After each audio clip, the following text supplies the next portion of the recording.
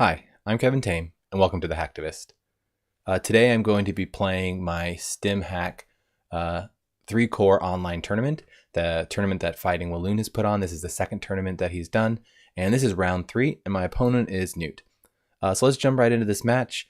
The match does go a little long, and there's a lot of downtime when my opponent is thinking, and so I sped this one up pretty quickly to about 4x. So there are times that it's going to go really fast. So I just want to note that. The main thing I want to do though is talk very high level and talk about the strategy and what I'm trying to do. I'll also slow down at key points where I think it's important to talk about the key decision points. So this hand, I'm not exactly sure why I kept it. It had 2 toll booths, an agenda, and a hedge fund. I'm seeing ice early is great, but these are really expensive ones, especially against Reina, for me to res. I happened to find this ice wall, which made it a lot easier. And I love that, ice baby move is what I call it. And yeah, so it's just a matter of, at this point, my opponent wants to put the pressure on me and get me to res.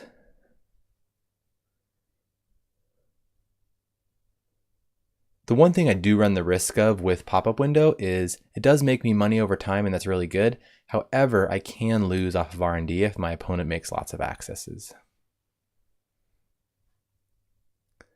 So my strategy here is I want to try and find some money, and then I want to create a remote and try and jam out this Project Atlas, because if I can get this Atlas scored, it makes scoring the other 2 easier, because then I can go for the 3-5.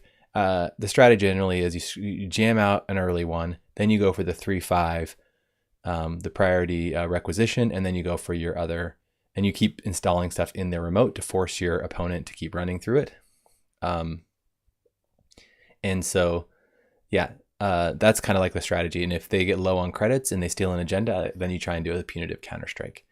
So I iced up archives here because I don't want my opponent to put a Fem or Morningstar in the bin and then retrieval run it. My favorite thing about face down ice is that the opponent doesn't know what it is. So on archives, it is a pop-up window, and obviously they can get through a pop-up window, but what it does is it incentivizes them to not run until they at least have breakers out. And so this is kind of it's a strategy of that I like to do, is force my opponent to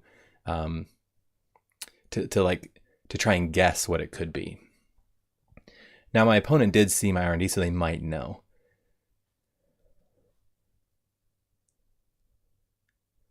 Now I got really lucky here because my opponent runs my pop-up window.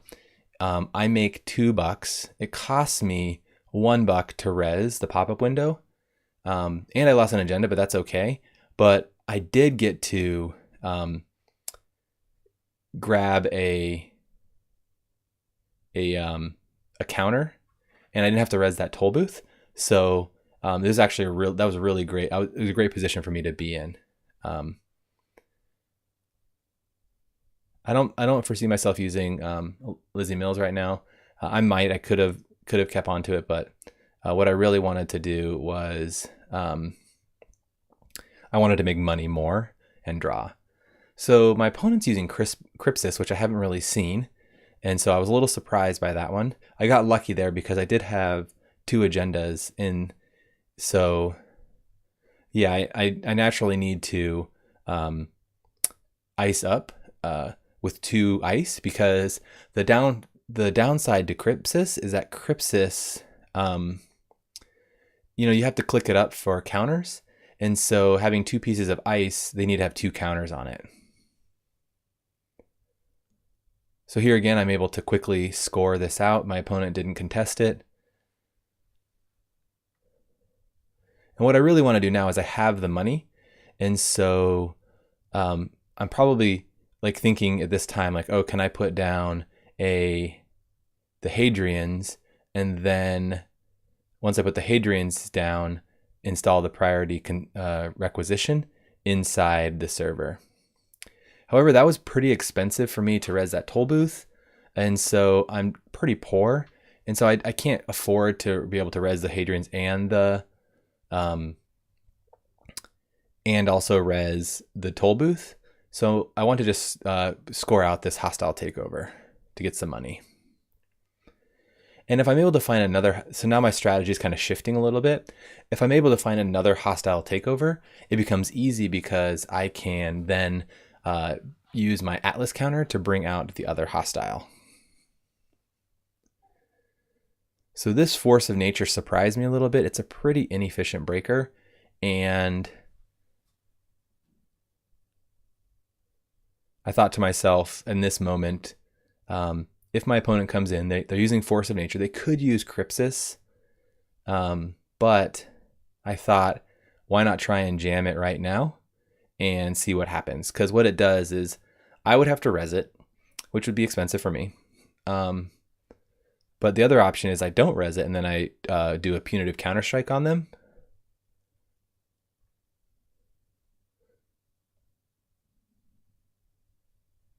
So I go ahead and I res, which makes me pretty poor.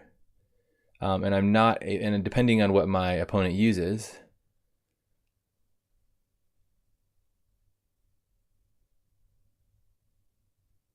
so they go fully broke on this play, and I get my other hostile.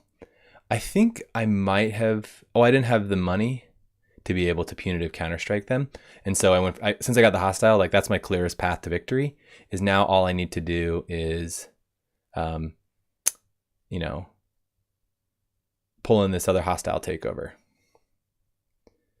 Now this was a really great play by my opponent, because what they did here is they Stimhacked me looking for this other hostile, and I have two agendas. So they potentially could have gotten the priority requisition or the hostile.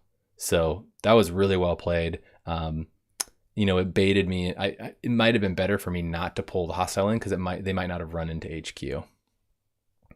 I got really lucky there, I believe, on that access. I should have probably just left hostile takeover in R&D. So let's jump directly into this next match. So I'm on Chaos Theory here, giving her another try, and I'm playing against PE. From what I've found from my testing is this can be a pretty difficult match because Chaos Theory, Magnum Opus feels pretty slow. Even though it's infinite money, it still feels really slow and a little clunky. So my strategy here is to draw up and make accesses. I want to get a good credit lead going. The one thing you do run the risk of is, as you're kind of clicking up with Opus, is that you're not drawing. And so I need to start drawing here, but my opponent isn't jamming agendas yet, and so I'm okay. Once they start installing stuff into the remote, I need to start contesting. So I go ahead and I check this remote. It's a Yagura, which is, it's just going to do its thing, give me a net damage. Hopefully this is an agenda, which is great, because if it was a snare or something, that would have been a little disheartening.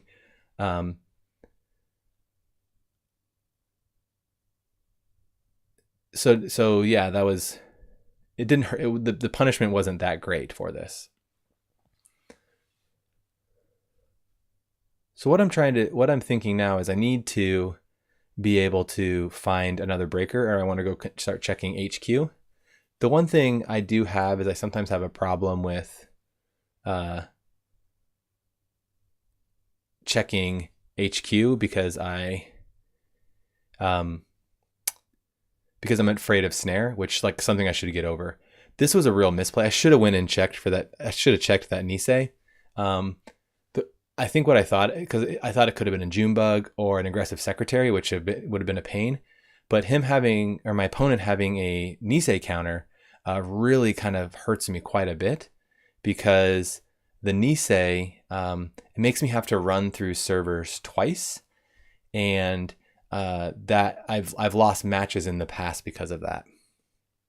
This is a real value diesel right here, because I did lose a key piece, which was a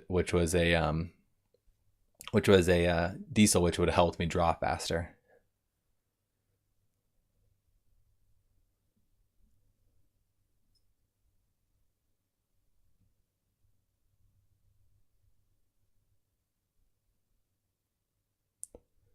I have a feeling what my opponent's doing here is, I don't think like it's an agenda. And so I go ahead and I decide to fem. And what I want to do here is I'm going to fem obviously, and then if I see agendas, I want to force my opponent to use the Nisei counter to stop me. And so I'm debating here, should I put it on top or should I not? I don't think my opponent wants to use the counter. And so I go ahead and I put the Nisei on top and I bank on the fact that they're not going to use it. If they use it, it's not the end of the world. What I'll do is I would start going in and hitting HQ to see if I could pick it off from them.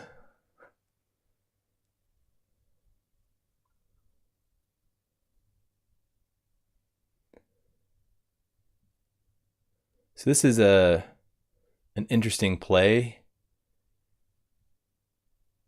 because it could be, it's likely it's a trap, but I don't want it to be a priority requisition or anything like that.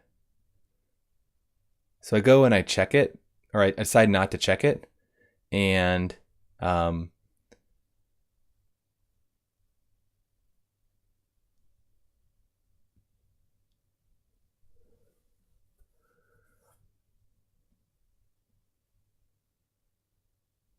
my opponent leaves it there, so I can assume that it's a trap.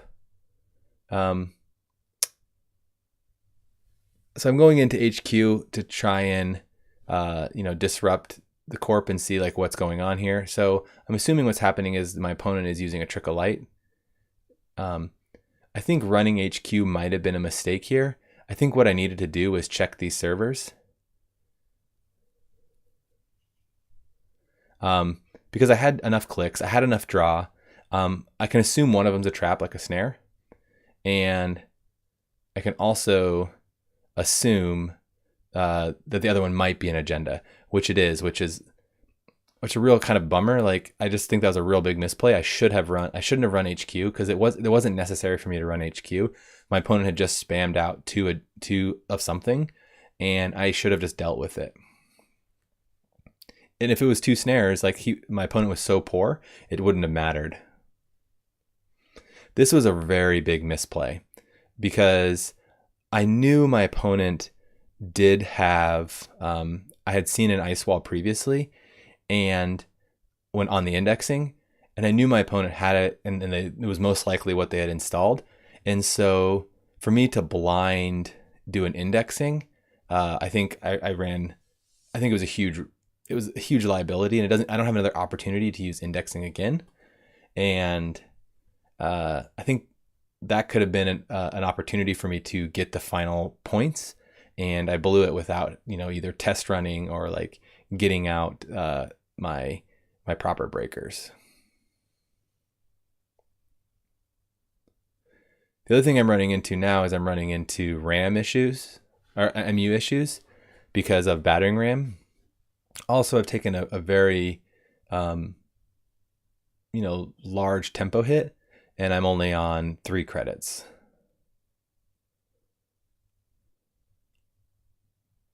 So I'm actually acting a little desperate here because I want to be able to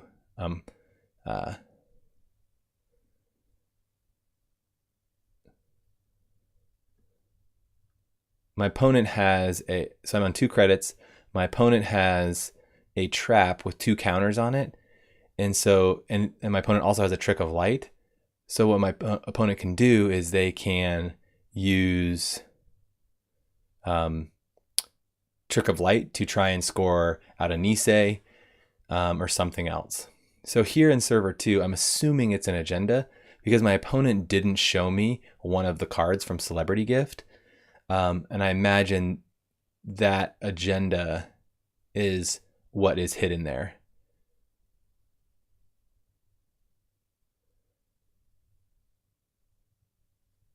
In hindsight, I shouldn't have ran this because it wasted a click, and it could have been better for me to actually just click Opus to be able to have more money.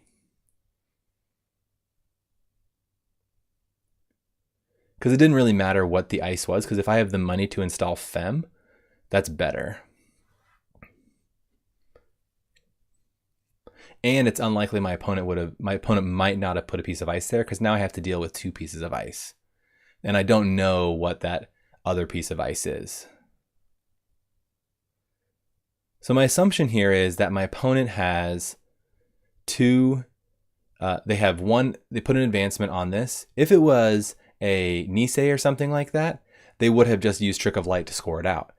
But my assumption is that it's a priority requisition, and that they advanced it once so that they could use the counters off of that Junebug next turn. So I ran the Junebug there because I didn't want my opponent to have the 2 counters.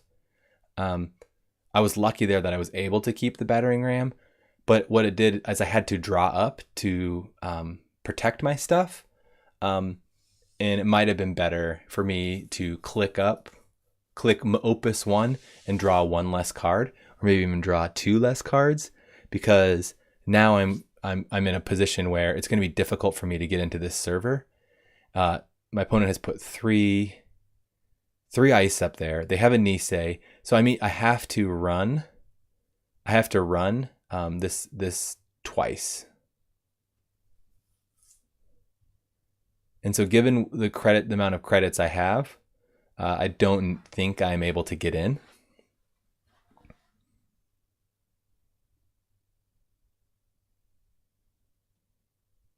And so I'm just doing my math right now.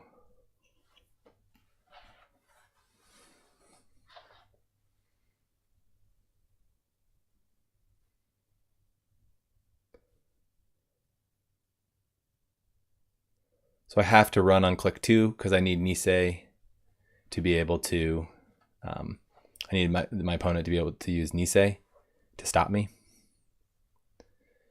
What my opponent really wants me to do is, I'm assuming the second ice is an Enigma.